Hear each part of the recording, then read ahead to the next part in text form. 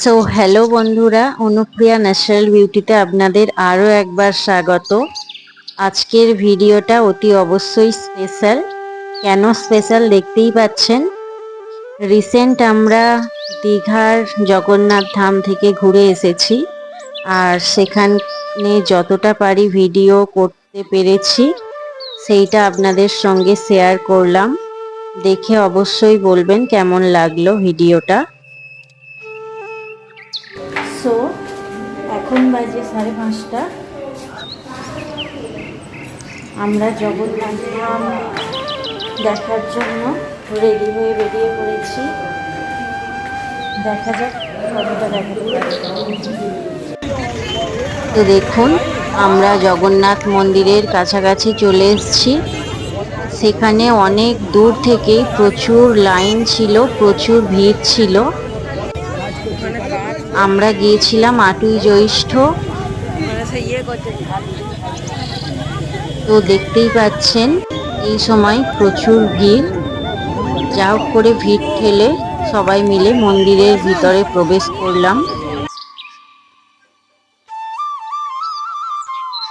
মন্দিরের ভেতরটা আমরা সন্ধে নাগাদ গিয়েছিলাম, তো তখন সব লাইট জ্বলে গিয়েছিল।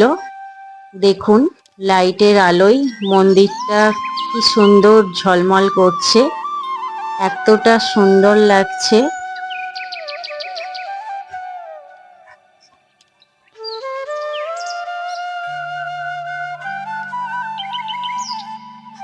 যদিও দিনের বেলার ভিউ আর রাতের বেলার ভিউ আলাদা। প্রচন্ড গরম ছিল সেদিনটাই। তো রাতের বেলার ভিউটা আরো বেশি সুন্দর। দেখুন, ঢোকার মুখেই 6টা প্রদীপ স্তম্ভ রয়েছে। যদিও এগুলো আসল প্রদীপ নয়, কারেন্টের প্রদীপ। তো দেখতে পাচ্ছেন পরপর 4টি স্তম্ভ বা প্রবেশদ্বার রয়েছে। মানে পুরীর জগন্নাথ মন্দির যেমন, সেই রকম হুবহুই ফুটিয়ে তোলা হয়েছে এখানে দীঘার জগন্নাথ মন্দির।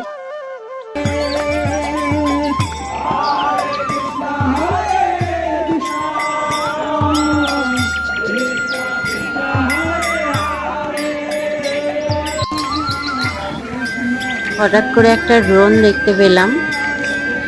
কি কারণে ওটা আছে জানি না, কেউ হয়তো ফটোশুট করছে। তো এই দেখুন, এটা মেন প্রবেশদ্বার।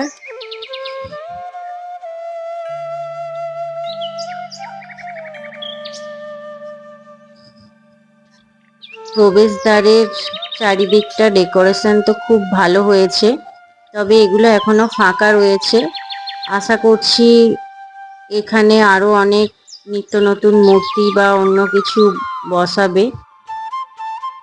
এখন প্রথম প্রথম বলে হয়তো সবকিছু কমপ্লিট করে উঠতে পারেনি।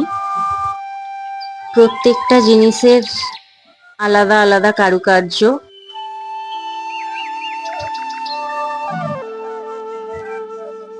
প্রত্যেকটা জিনিস তার আলাদা আলাদা কারুকার্যের জন্য সৌন্দর্যতা ফুটে উঠছে এখানে। তো দেখুন, প্রথম প্রবেশদ্বার পেরিয়ে আমরা এখানে এলাম। প্রথম প্রবেশদ্বার পেরিয়েই মাঝখানে খুব সুন্দর করে একটা পদ্মপুকুর তৈরি করে রেখেছে। পদ্মপুকুরে পদ্মগুলো খুব সুন্দরভাবে ফুটে উঠেছে, যেগুলো দেখতে খুব সুন্দর লাগছে।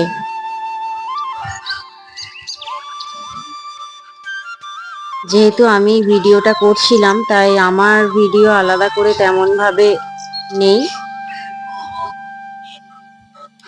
আমার ফ্যামিলির সবাইকে দেখিয়েছি, আর আমার যতটুকু সেলফ ভিডিও করা যায় করেছি।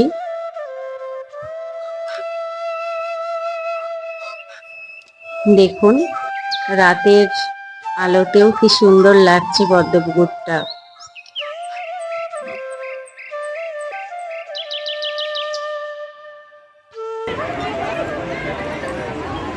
তো এই দেখুন, আমরা দ্বিতীয় প্রবেশদ্বারে প্রবেশ করছি।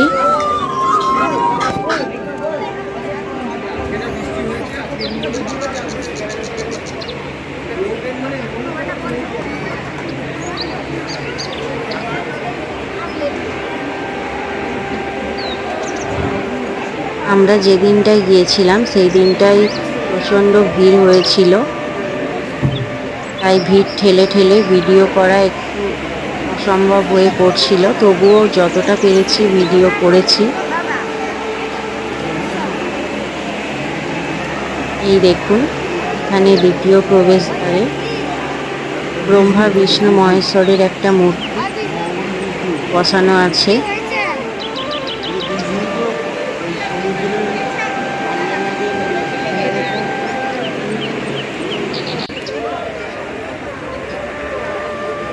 এইটা হলো তৃতীয় প্রবেশদ্বার, তবে এটা এখন বন্ধ রয়েছে কোনো কারণে।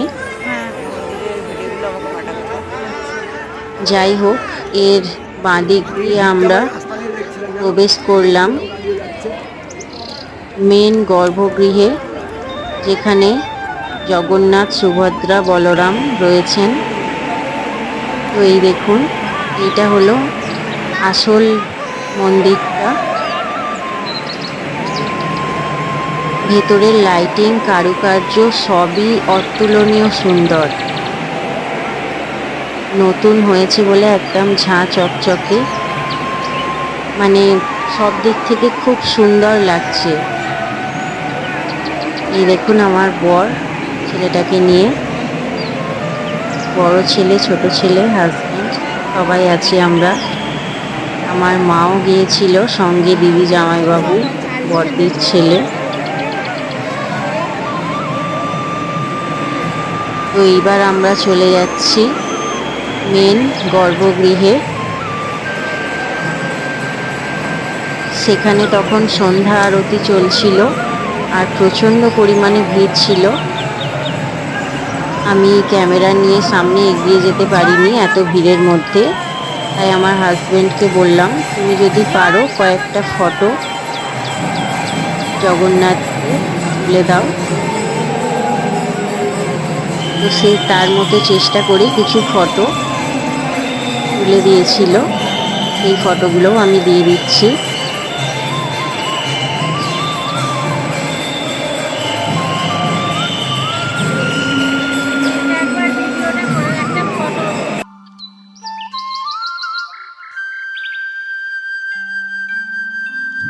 এই দেখুন জগন্নাথ, সুভদ্রা আর বলরাম।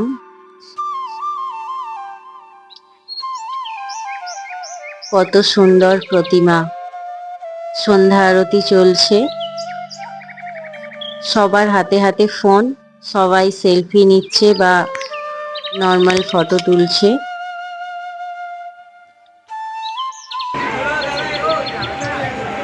তো আমরা এখান থেকে বেরিয়ে যাওয়ার সময় সন্ধ্যা আরতির যে পুজো প্রসাদ হয়েছিল সেটাও আমরা পেয়েছি।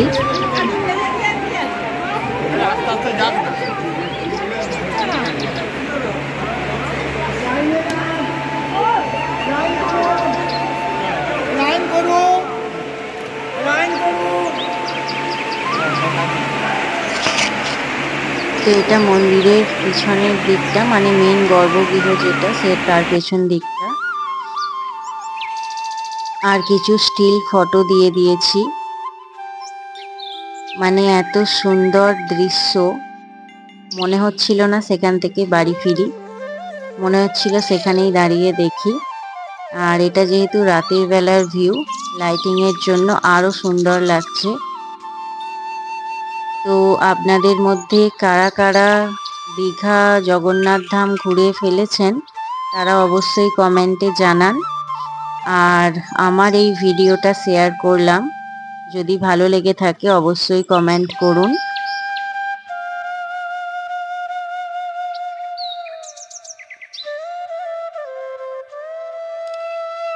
আজকে এই পর্যন্তই। Tata, bye bye.